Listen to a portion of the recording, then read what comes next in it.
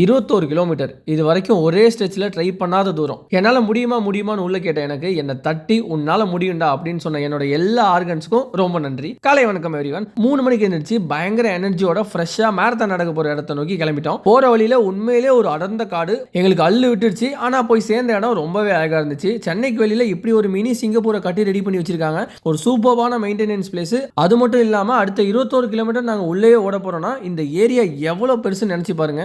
பர்ஃபெக்டான டைமில் மொத்த கூட்டமும் ஆஜரானதுக்கு பின்பு வார்ம் அப் எக்ஸசைஸ்லாம் கிளியர் கட்டாக பண்ணிவிட்டு ஷார்ப் 5 மணிக்கு 21 கிலோமீட்டர் மேரத்தான ஸ்டார்ட் பண்ணிட்டாங்க.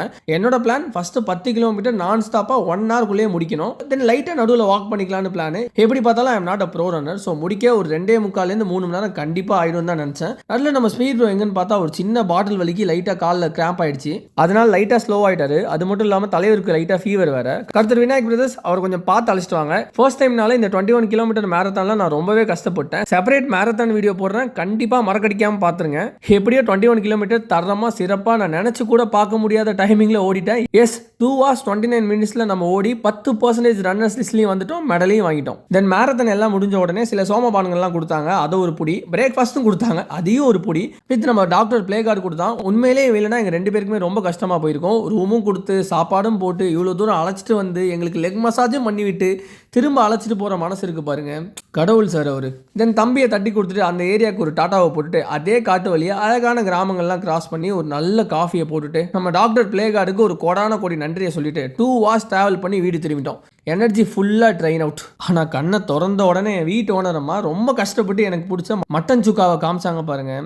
ஏன் என்னை சுற்றி இவ்வளோ நல்லவங்களா இருக்கீங்க அப்படிங்கிற மாதிரி தான் இருந்துச்சு. தென் அவங்களுக்கும் ஒரு கோடான கொடி நன்றியை போட்டு லஞ்சை ஒரு புடி பிடிச்சிட்டு மெடலை அவங்க கழுத்தில் மாட்டிட்டு எகைன் ஒரு காஃபியை போட்டு அப்படியே ஸ்லோ மூவியோட கொஞ்ச நேரம் சாந்த நிலைக்கு போயிட்டேன். தென் இன்னைக்கு நான் நல்லா சுற்றிட்டேன். ஆனால் என் வீட்டு ஓனர் அம்மா பாவம் இல்லை. ஸோ அவங்கள கூப்பிட்டுட்டு நாங்கள் எப்பயும் அட்டி போடுற பிளேஸில் போய் பார்த்தா இன்னைக்கு இசை கச்சேரி நாள்னால வகை வகையான டான்ஸரோட ஒரு பெரிய கச்சேரி காதல் கூட்டமே அங்கே இருந்துச்சு.